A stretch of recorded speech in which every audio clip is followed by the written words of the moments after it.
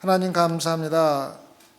저희들에게 또 하루를 허락해 주시고 또 한 주간도 주님 안에서 주님 보시기에 아름다운 삶을 살다가 이제 또 토요일날 새벽을 맞이하여 주님께 신령과 진정으로 예배 드릴 수 있게 허락하심을 감사를 드립니다. 주님, 오늘 모인 당신의 자녀들을 하나하나 기억해 주시옵고 그들이 드리는 예배가 하나님께는 영광이요 우리들에게는 정말로 기쁨과 즐거움이 될 수 있는 참된 신령한 예배가 될 수 있도록 축복하여 주시옵소서.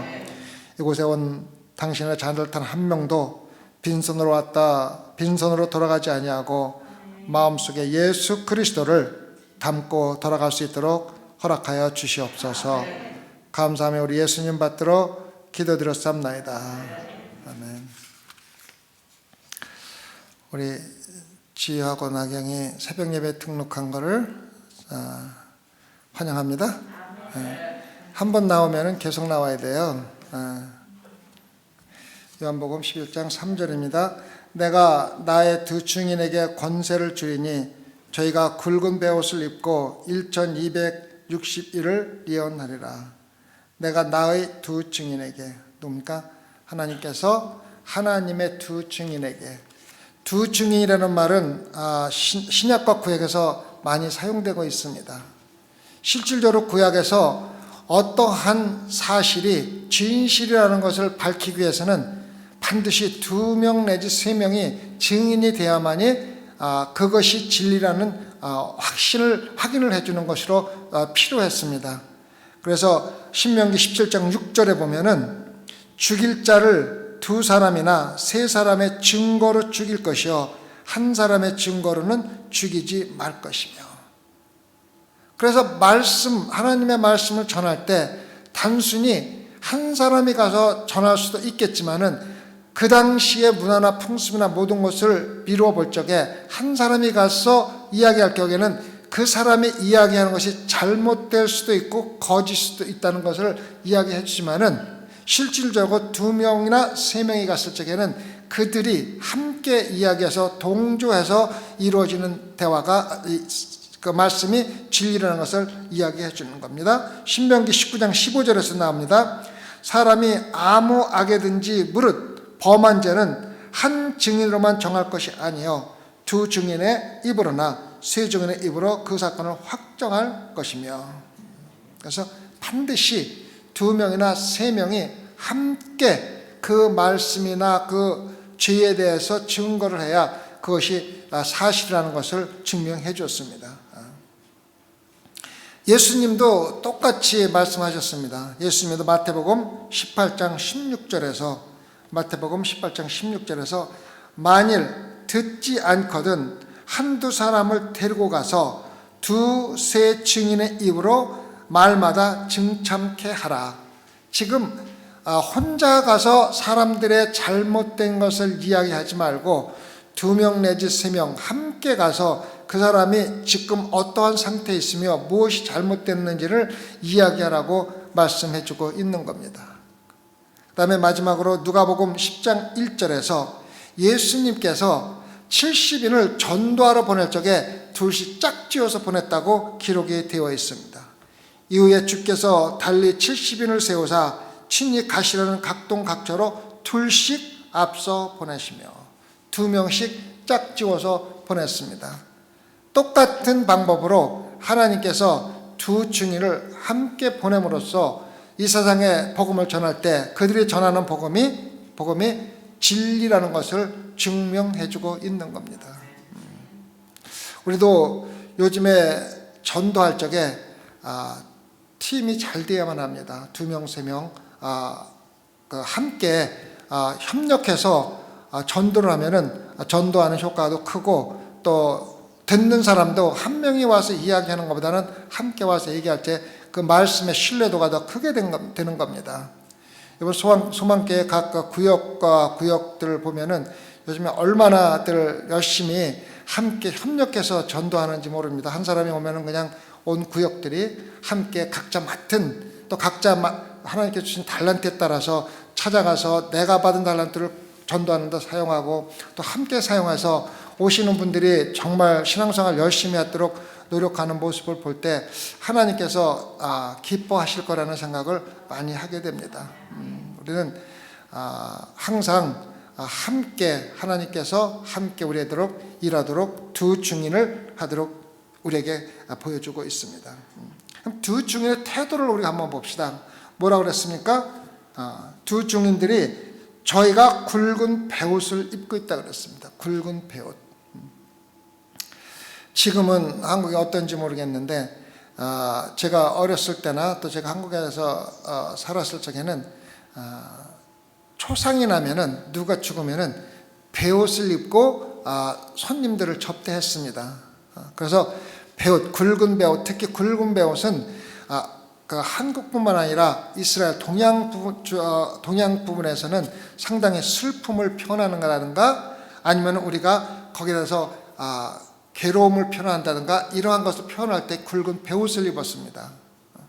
근데 두 증인이 가는데 굉장히 재미있는 말이 서로 상반되는 말이 나옵니다. 한편으로는 권세를 주셨는데 한편으로는 굵은 베옷을 입고 가라고 합니다. 한편으로는 능력이 있는데 한편으로는 겸손하고 슬퍼하는 마음으로 가라고 우리에게 이야기를 해주고 있습니다. 우리가 이걸 한번 잘 생각해 볼 필요가 있습니다. 우선 굵은 베옷을 입는다는 것은 우리가 전도하는 마음의 근거가 되어야 됩니다.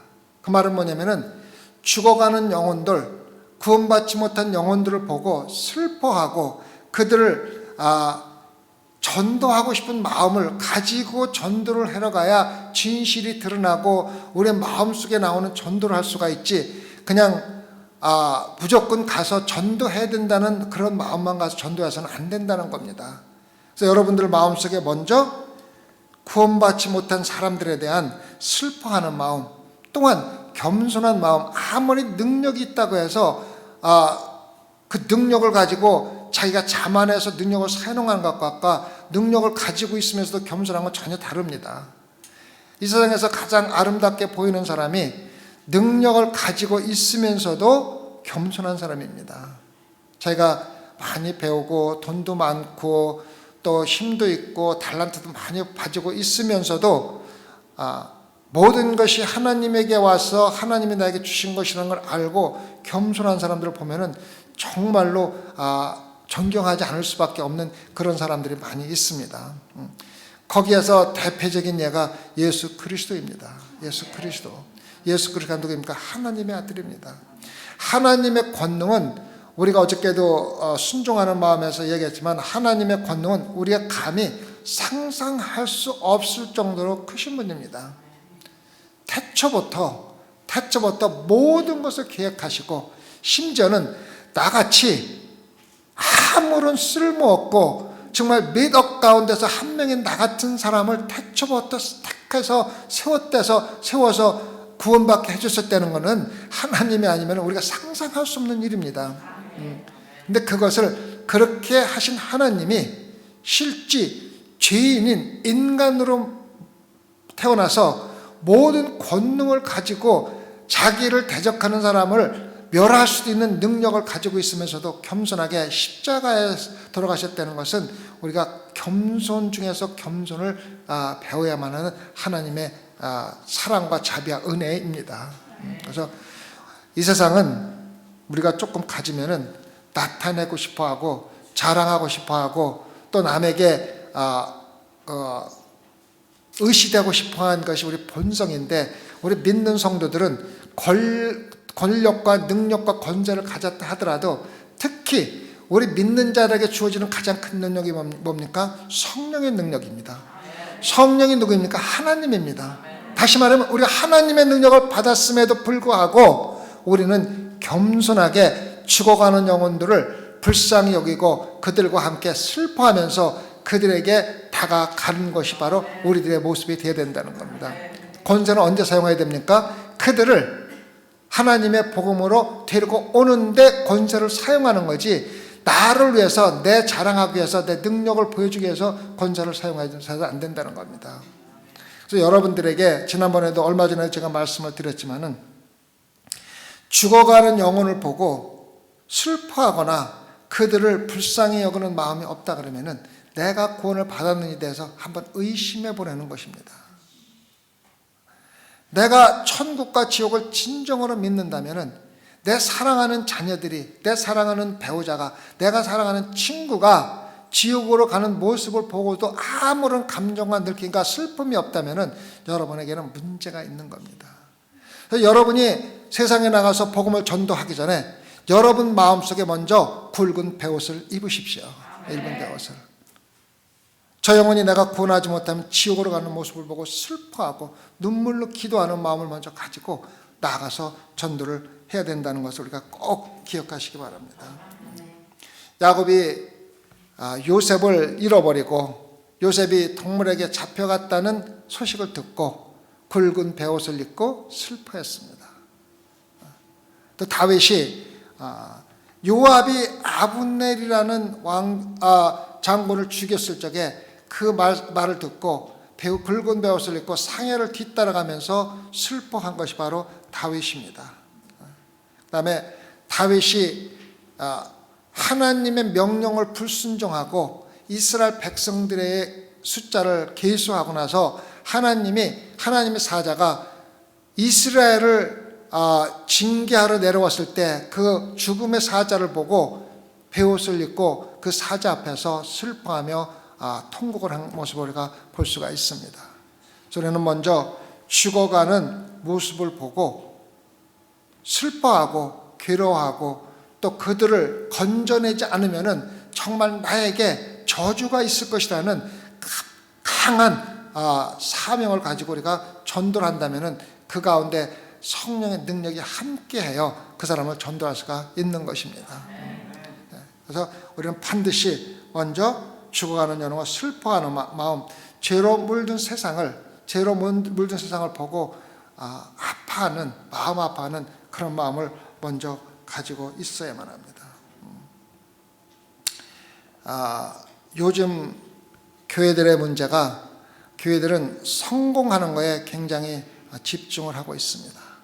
그 성공이라는 정의가 많은 사람들을 교회에 불러들이고 그 사람들에게 많은 헌금을 걷어들여서 교회도 크게 짓고 해외에 선교도 많이 하고 이런 것을 성공이라는 정의를 하면서 성공하는 교회를 하기 위해서 대단히 노력을 합니다. 그래서 많은 전문가들이 교회가 성공하는 방법 해갖고 세미나도 많이 하고 또 많은 사람들이, 많은 목회자들이 크게 성공한 교회, 다시 말하면은 엄청나게 큰 교회를 짓고 숫자가 몇만 명 되는 교회를 찾아가서 그 비밀이 무엇인지를 배우기 위해서 대단히 노력을 합니다. 슬픈 이야기입니다. 우리가 교회의 성공과 또 우리가 하나님께 충성하고 순종하는 건 전혀 다른 겁니다. 우리가 정하는 성공은 우리가 원하는 바가 이루어지는 게 성공입니다. 근데 하나님께 충성하고 순종하는 것은 하나님의 뜻이 이루어지는 것이 바로 충성과 순종입니다. 교회는 성공해야 되는 것이 아니라 충성하고 순종해야 되는 겁니다. 다시 말하면 내 뜻을 이루고 내가 만족하는 것이 아니라 내가 계획한 것을 이루는 것이 아니라 하나님의 뜻을 찾아서 하나님의 뜻에 따라서 순종하고 충성 봉사하는 것이 바로 교회여만 된다는 것입니다.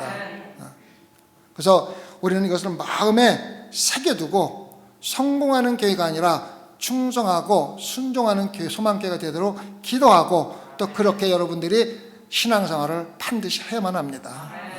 어저께도 철야배 때 얘기했지만은 여러분들이 여기 앉아있는 것과 예배를 진정으로 들으는 것은 전혀 다른 의미가 있다고 제가 저녁에 어저께 말씀을 드렸습니다. 그 예로 한 신혼부부가 신혼여행을 가는데 우리가 신혼여행을 갈 적에는 돈이 들더라도 최고의 것을 즐기기를 원합니다. 그래서 호텔도 제일 좋은 곳에 잡고 제일 좋은 휴양지에 가서 우리가 신혼여행을 보내는 게 일반적으로 모든 사람이 하는 풍습입니다. 그래서 두 분이 남자와 여자가 결혼을 하고 신혼여행을 가기 위해서 처음이자 마지막으로 정말로 최고 좋은 그 휴양지에다가 정말로 전통적으로 유명한 가장 좋은 호텔에다가 예약을 하고 실질적으로 그곳에 신혼여행을 갔지 않습니까? 가서 체크인을 하고 방에 들어가 보니까 정말로 방도 크고 의자도 아름답게 놓여져 있고 테이블도 있고 카우치도 있고, 그런데 침대가 없는 거예요. 침대가. 그래서 밤에 앉아서 같이 이야기하고 잠을 자야 되는데 침대가 없으니까 카우치에 있는 그 침대 만드는 걸 빼가지고 둘이서 거기서 잠을 자고 아침에 일어나니까는 기분도 별로 좋지 않고 허리도 아프고 잠잔 것 같지도 않고, 그래서 불평을 하고 싶었지만은 그래도 신혼여행을 왔는데 또 불평을 하게 되면 신혼여행 자체가 기쁨이 없기 때문에 일단은 그냥 그것도 만족하는 방법으로 나가기로 하면서, 그래도 한번 카운터에 가서 물어나 보자. 도대체 왜 그렇게 비싼 호텔이 이러한 모습으로 되어 있는가 물어나 보자고 가서 카운터에 가서 물어봤답니다. 왜 호텔 이렇게 비싼 호텔에 침대가 없느냐고. 그랬더니 거기에 일하는 분이 그 벽에 있는 문을 열어보셨습니까? 묻더래요. 그래서 그거는 우리가 옷장으로 들어가는 문인 줄 알고 아예 열어보지도 않았다 그랬더니 가서 열어보라고 그러더래요. 가서 열어봤더니 그 문 뒤에는 엄청나게 아름다운 침대가 있고 거기에 초콜릿과 꽃이 정식되어 있으며 거기에는 와인잔이 있고 모든 것이 완전히 신혼여행에서 최고로 즐길 수 있는 것 다 준비되어 있었다는 겁니다. 그런데 이 사람들은 그 안에서 앉아 있으면서 벽에 있는 문을 열어보지 못하고 들어가지 못했기 때문에 아무것도 즐기지 못하고서 신혼여행을 망치는 그러한 예를 우리가 얘기했지 않습니까? 그 뭐냐면 여러분이 여기 앉아 있는 것은 마치 그 방에 들어가서 카우치가 있고 테이블에 있는 거기까지밖에 간 것이 아닙니다. 그 이상을 간 것이 아니에요. 문을 열고 하나님과 영적인 교제라는 훈련과 진정으로 드는 예배를 드릴 때 마침내 하나님께서 예비해 놓으신 가장 아름다운 영적인 잔치를 우리가 참여할 수가 있다는 것입니다. 그래서 여러분들은 여기 앉아 있는 것으로 만족하지 말고 일요일 예배 와서 예배 참석하는 것으로 만족하지 말고 벽에 있는 문을 열고 하나님께서 마련해 놓으신 영적인 아름다운 장소에 반드시 들어가는 신령과 진정으로 드리는 예배를 드리라는 것입니다. 그래서 우리는 두 증인으로 이 세상에 보냄을 받은 자입니다. 그래서 한편으로는 우리에게 엄청난 권세, 다시 말해 성령의 능력으로, 나중에 이제 능력이 무엇인지 나옵니다. 성령의 능력으로 우리에게 권세가 주어졌지만 한편으로는 베옷을 입고 굵은 베옷을 입고 죽어가는 영혼을 먼저 슬퍼하고 썩어가는 세상들에게 아픈 마음을 느끼면서 세상에 나가서 복음을 전할 때 하나님의 역사가 더 크게 나타나는 것을 우리가 기억해야만 합니다. 다음에 뭐라고 나옵니까? 베옷을 입고 1260일 동안을 예언했던 거예요. 1260일은 제가 설명드렸죠. 3년 반입니다. 그러니까 대환란의 3년 반입니다. 이 대환란이 어떻게 되어 왔는가는 제가 다니엘서를 통해서 설명을 드렸습니다. 70일, 70주 이거 설명했습니다.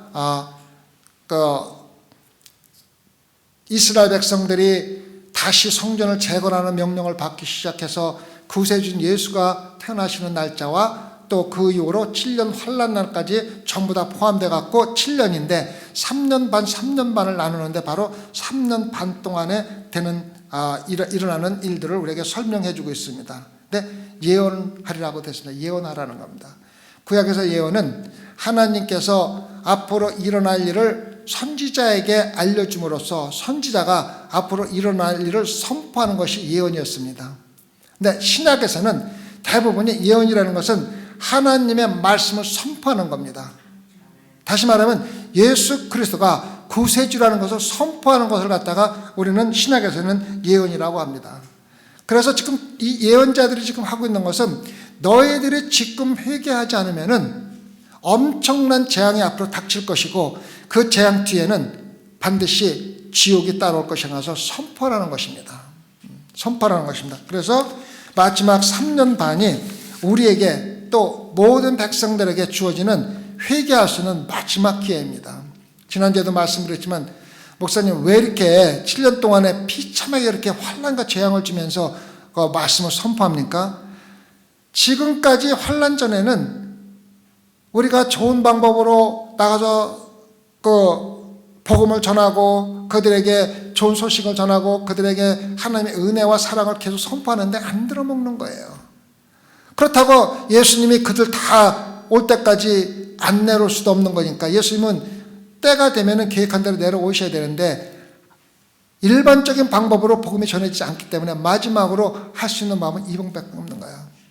대부분의 하나님께 나와서 진심으로 나오는 자들의 대부분의 배경에는 뒤에는 어려운 정말 인간으로 감당할 수 없는 환난과 핍박이나 아니면 고난과 어려움을 겪은 자들이 진정으로 하나님께 나오는 경우가 참 많습니다.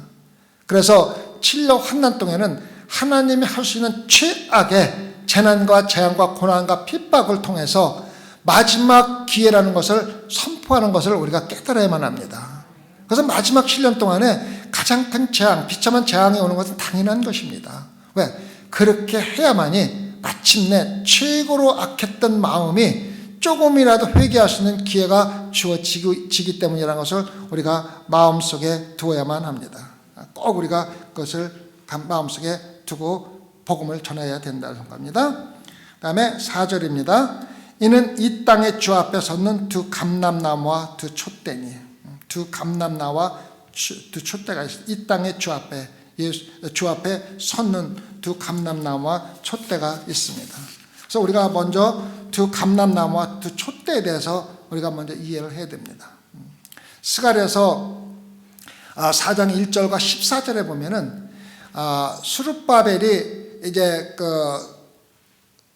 망명해서 노예 생활에서 돌아와 가지고 성전 짓는 모습이 나옵니다. 그 성전 짓는 모습에서 하나님이 수룹바벨에게 약속을 합니다. 내가 너와 함께해서 성전을 완전히 마치도록 내가 도와주겠다. 거기에서 나오는 게 뭐냐면 두 촛대와 감람나무가 나옵니다. 스가랴서 4장 11절과 14절만 제가 읽어드리겠습니다. 1절부터 14절까지 읽으면 좀 너무 길기 때문에 11절 14절까지 내가 그에게 물어가로되 등대 좌우의 두 감람나무는 무슨 뜻입니까? 하고 다시 그들에게 물어가로되 금기름을 흘러내는 두 금관 옆에 있는 그 감람나무 두 가지는 무슨 뜻입니까? 그가 대답하여 가로되 내가 이것이 무엇인지 알지 못하느냐? 대답하되 내 주여 알지 못하나이다. 가로되 이는 기름 발리운 자 둘이니 온 세상의 주 앞에 모셔서는 자니라 하더라. 두 증인과 굉장히 관계가 있습니다. 실질적으로 스가랴에서 말하는 두 기름 벌린 자는 수룹바벨이 누굽니까? 예루살렘의 총독입니다. 다시 말하면 망명에서 돌아와서 왕은 없었지만 왕의 역할을 하던 수룹바벨이 예루살렘의 총독입니다. 그 다음에 여호수아입니다. 여호수아는 대제사장입니다. 여기에 나오는 여호수아는 모세를 따라서 출애굽을 한 여호수아가 아닙니다. 대제사장 여호수아를 가리키는 것입니다. 그래서 이 당시에 스가랴에서 얘기하는 것은 왕으로 세운 총독으로 세운 수룹바벨과 제사장으로 세운 여호수아를 이야기하는 겁니다. 이것이 그럼 두 증인과 어떻게 연결되는가 우리가 먼저 생각을 해봐야 됩니다. 자, 왕과 대제사장입니다. 우리가 뭡니까? 우리는 왕 같은 대제사장입니다. 예수 그리스도가 왕이요 대제사장이며 우리를 영원한 대제사장으로 오신 겁니다. 그래서 두 증인은 왕 같은 대제사장으로서 복음을 전하는 사람들을 갖다가 이야기해주고 있는 겁니다. 그래서 이 사람들은 왕의 권한을 가지고 있을 뿐만 아니라 대제사장으로서의 권한을 가지고 있는 겁니다. 그래서 실질적으로 예수 그리스도가 준 모든 권한을 성도들에게 준 권한을 그대로 거기까지 증거하는 겁니다. 아시겠죠? 그래서 두 증인은 기름 발려온 사람은 누굽니까? 왕이 기름 발려서 왕으로 세웁니다. 대제사장이 기름을 받아서 대제사장으로 세웁니다. 그래서 왕과 대제사장으로 기름 발리움을 받은 하나님의 앞에 서 있는 두 증인을 이야기해 주고 있는 것입니다. 그런데 여기 뭐가 나오냐면 기름 발리운 자, 기름이라는 말이 있나? 기름은 항상 성경에서 하나님의 말씀과 성령을 이야기합니다. 그래서 우리가 실질적으로 지금도 그래요. 교회에서 세례를 할 때라든가 아니면은 목회자를 세울 때라든가 기름을 바르고 우리가 안수를 하는 것은 실질적으로 그 사람에게 성령의 능력과 하나님 말씀의 능력이 함께하기를 상징하는 것을 우리가 잘 알아야만 합니다. 그래서 성령이 바로 기름이라는 능력으로 되어 있는데, 감람나무에서 나오는 기름이 어디에 연결되어 있냐면 촛대에 연결되어 있습니다. 다시 말하면 복음을 전하는 자에게 연결이 되어 있습니다. 그 말은 뭐냐면은 하나님의 능력이 두 증인들에게 연결돼서 절대로 그 능력이 고갈되거나 없어질 수가 없다는 것입니다. 왜 그러면 서로 연결되어 있기 때문에 끊임없이 그들에게 전해진 겁니다. 그래서 지금 우리가 복음을 전하는 성도들에게는 성령과 하나님이 함께 연결되어 있기 때문에 우리가 아무리 험한 지역에 가서 아무리 오랫동안 선교를 한다 하더라도 성령의 능력이 고갈되거나 없어지지 않는다는 것을 우리에게 말해주고 있는 것입니다. 우리가 복음을 전할 때 하나님의 능력, 다시 말하면 성령의 능력으로 복음을 전하는 것과 우리의 능력으로 전하는 건 전혀 다른 겁니다. 그러니까 성령의 능력으로 복음을 전하면은 우리가 기대하지 않은 방법으로 기대하지 않은 때에 결과가 나타나지만은 우리 능력으로 전할 때에는 우리가 그 결과를 기대하고 복음을 전하기 때문에 우리가 기대했던 결과가 나타나지 않으면은 복음을 전하다가 짜증이 나고 화가 나고 나중에는 저주를 하게 되는 겁니다. 여러분 복음 전하다 많이 경험해보지 않았습니까? 어떤 사람이 복음을 전하는데 정말 열심히 전하는데 전혀 복음이 안 들어가는 거야. 그럼 뭡니까? 짜증나죠. 화가 나죠. 그러면은 심한 말까지 하잖아요. 저 사람 안 돼. 포기해. 이런 식으로 막 나오잖아요. 그거는 우리가 복음 전하는 것을 우리가 이루고 내가 만족하고 내가 아까도 얘기했지만 성공하고 싶어서 그런 거예요. 복음 전하면서 기분이 좋고 싶어. 내가 10명을 복음을 전했네. 100명에게 전도를 했네. 이러한 마음을 갖기 위해서, 이런 마음을 없애기 위해서 하나님께서는 하나님의 방법으로 하나님의 능력으로 복음을 전하고 거두는 자는 반드시 하나님에 되어야 됩니다. 우리의 역할은 하나님의 말씀에 순종해서 충성을 다하는 것이지 결과를 거두는 게 아닙니다. 이러한 마음으로 복음을 전하면은 복음 전하는 사람이 아무리 마음이 강팍하고 아무리 복음이 안 들어간다 하더라도 우리가 짜증을 내거나 실망하거나 하거나 저주할 필요가 전혀 없는 거예요. 그러니까 명심하시기 바랍니다. 특히 구역장님들 성도들 말씀 가르칠 적에 가르쳐도 들어가지도 않고 똑같은 모습을 나타날 적에 하나님께 맡기세요. 하나님께 맡기시면은 하나님이 합당한 때에 합당한 방법으로 그들을 반드시 깨닫게 만들다든가 아니면 돌아오도록 만들어준다는 확신을 가지고 복음을 전하시기 바랍니다. 아까도 말씀드렸지만 우리가 할 일은 뭡니까? 말씀에 순종해서 충성을 다 하는 것이지 거기서 결실을 거두고 성공하기 위해서 하는 것이 절대 아닙니다. 그것에 집착을 하게 되면 우리 신앙생활은 기쁘고 즐거울 수가 없습니다. 왜? 우리 마음대로 안 되는 게 너무 많아.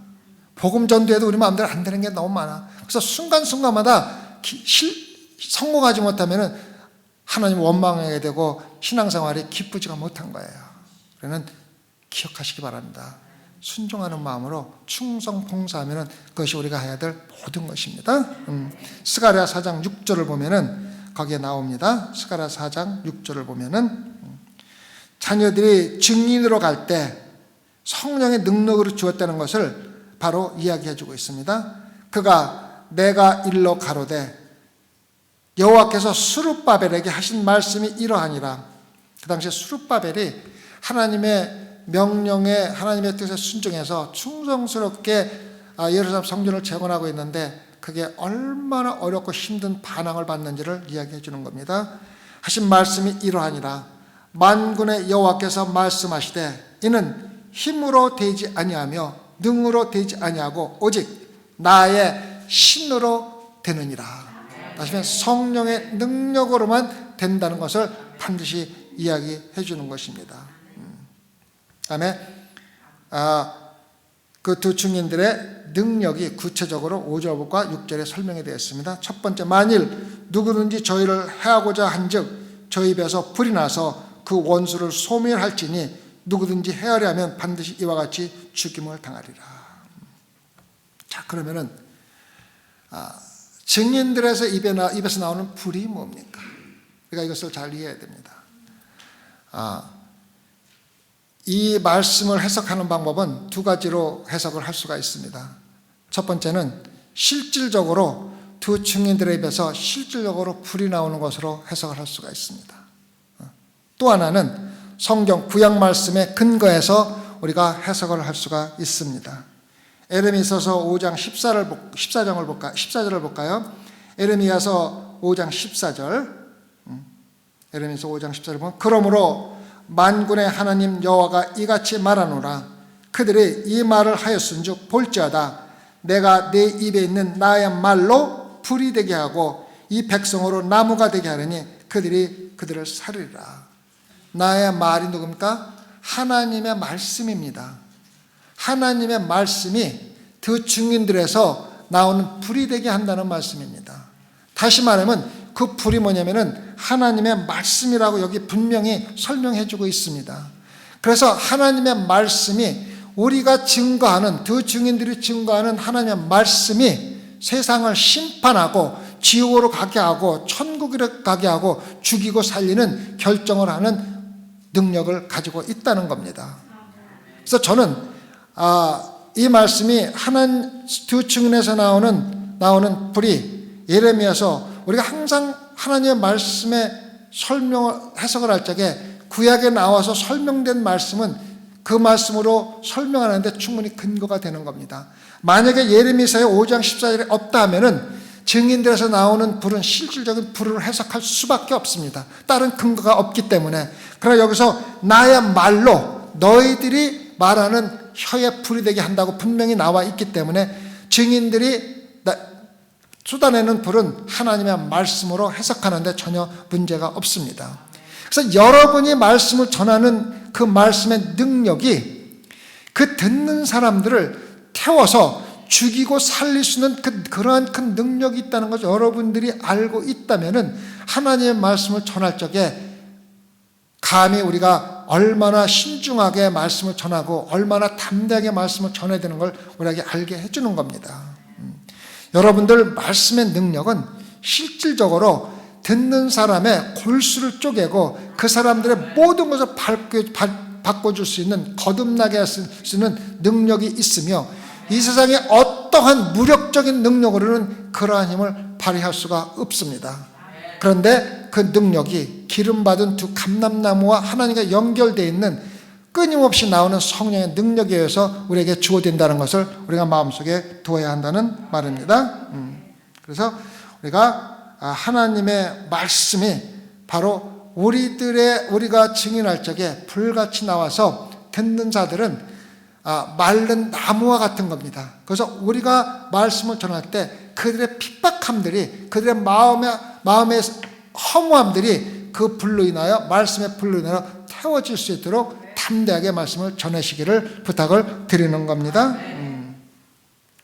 그 다음에 6절입니다. 저희가 권세를 가지고 하늘을 닫아 그 예언을 하는 날 동안 비 오지 못하게 하고 또 권세를 가지고 물을 변하여 피 되게 하고 아무 때든지 원하는 대로 여러 가지 재앙으로 땅을 치리로다.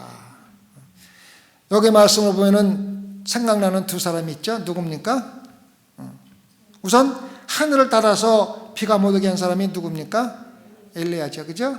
엘리야입니다. 그 다음에 물을 피로 변하게 한 사람이 누굽니까? 모세죠. 그래서 어떤 신학자들은 여기에 두 증인을 엘리야와 모세라고 번역하는 사람들도 있습니다. 그러나 그것은 굉장히 그렇게 해석하는데 문제가 참 많이 있습니다. 다른 모든 것을 종합해 볼 적에 그렇게 해석하기는 무리가 참 많습니다. 우선 그 뒤에 오는 여러 가지 재앙으로 땅을 친다고 말한 것은 그 사람들이 가진 재앙은, 그 사람들이 가진 능력은 모세나 엘리야가 가지고 있는 두 사람이 합친 능력보다도 더 큰 능력입니다. 그 말은 뭐냐면은 엘리야와 모세가 엄청난 능력을 받았지만은 성령의 능력에 비교하면 아무것도 아니라는 겁니다. 그러한 능력을 누가 가지고 있습니까? 여러분과 제가 가지고 있는 겁니다.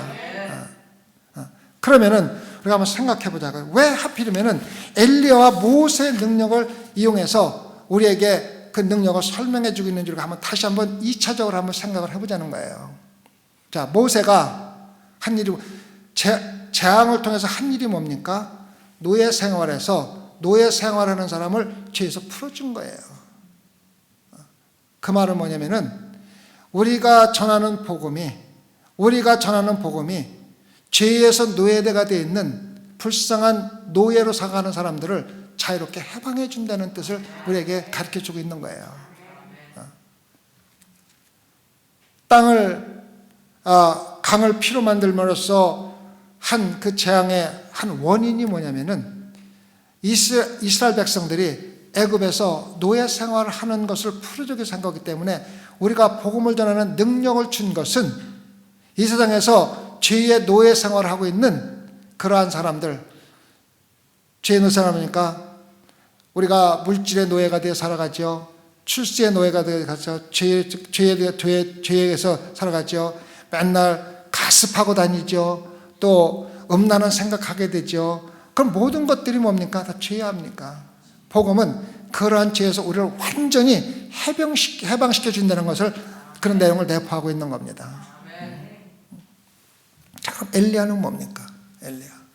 자, 엘리야가 대적해서 싸운 대상이 누굽니까?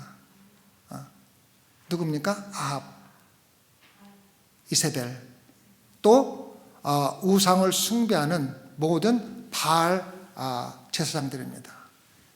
다시 말하면은 우상을 숭배하는 것을 대적해서 엘리야가 싸운 겁니다.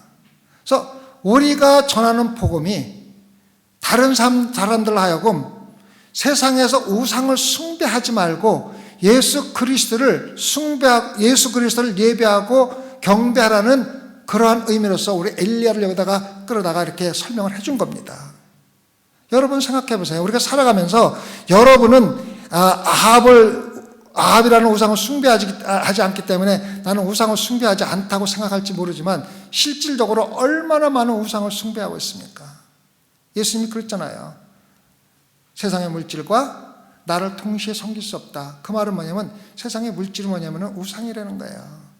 자녀들의 출세, 건강, 물질의 모든 것들은 우상입니다. 그래서 여러분들에게 복음이 들어갈 적에 그러한 것들보다는 예수 그리스도가 앞에 있어야 된다는 거예요. 그래서 엘리야가 수백 명이 되는 800명, 850명 되는 우상 바알 제사장들을 대적해서 승리하여 모든 제사장들 그 자리에 죽이라고 그랬지 않습니까? 여러분들의 신앙생활은 뭐냐면은 여러분들의 마음속에는 우상을 전부 다 죽이는 거예요. 한 명도 살아남게 하지 말라 그랬어요, 엘리야가. 그래서 여러분들 신앙생활 하면서 우상을 완전히 죽이고 또 여러분들이 복음을 전할 적에 복음을 받아들이는 사람들은 죄에서 노예가 될 뿐만 아니라 이 세상에 어떤 방법의 우상에서 완전히 떠나서 예수 그리스도 하나님만 섬기는 성도로 자라도록 가르쳐주고 있는 게 바로 요한계시록 우리에게 가르쳐주는 모세와 엘리야를 통해서 가르쳐주는 겁니다. 자, 여러분 잘 기억하셔야만 됩니다. 여러분과 저는 하나님께서 모세나 엘리야에게 준 능력보다 엄청나게 큰 하나님의 능력인 성령의 능력을 가지고 있으면서도 우리가 그 능력을 가지고 복음을 전하여 죽어가는 영혼들에게 죄에서 노예됨에서 자유롭게 해주고 우상을 숭배하는 사람들로부터 우상보다는 예수 그리스도를 예배드리라는 복음을 전하지 못하면은 성령을 소멸하는 겁니다. 성령을 아무런 가치 없이 낭비해 버리는 것입니다. 그래서 여러분들은 먼저 나에게 성령이 주었다는 확신을 가지고 복음을 전하고 그들로부터 자유롭게 해주고 우상을 숭배하는 것에서 자유롭게 해주기 위해서는 반드시 성령의 능력으로 해야만 된다는 것입니다. 여기서 모세와 엘리야에게 준 능력 외에 여러분들이 원하는 대로 복음을 전하는데 필요한 대로 여러분들이 성령의 능력을 쓸 수 있는 권한까지 주신 겁니다. 여러분 이러한 권한을 가진 성도로서 하나님과 영적인 교제라면은 우리가 하나님과 감람나무와 촛대가 연결되어 있듯이 우리 성도들은 하나님과 성령을 통해서 연결되어 있기 때문에 끊임없이 영원히 하나님의 능력을 가질 수가 있다는 것을 우리에게 설명해 주고 있습니다. 그래서 그 능력을 가지고 뭐라고 그럽니까? 먼저 마음속에 죽어가는 영혼을 불쌍히 여기고 슬퍼하며 베옷을 입고 겸손하게 그들에 다가서 복음을 전하되 성령의 능력으로 전하고 그 결실은 항상 하나님께서 거시도록 하나님께 모든 걸 맡겨서 그 사람이 하나님의 영접하고 돌아왔을 때 나의 영광이 아니라 하나님께 온전히 영광을 돌릴 수 있는 그런 성도들이 되도록 축원합니다. 기도하십시다. 주님 감사합니다. 저희들에게 오늘 또 말씀을 통해서 우리에게 어떠한 능력이 주어졌는지를 깨닫게 해주심을 감사를 드립니다.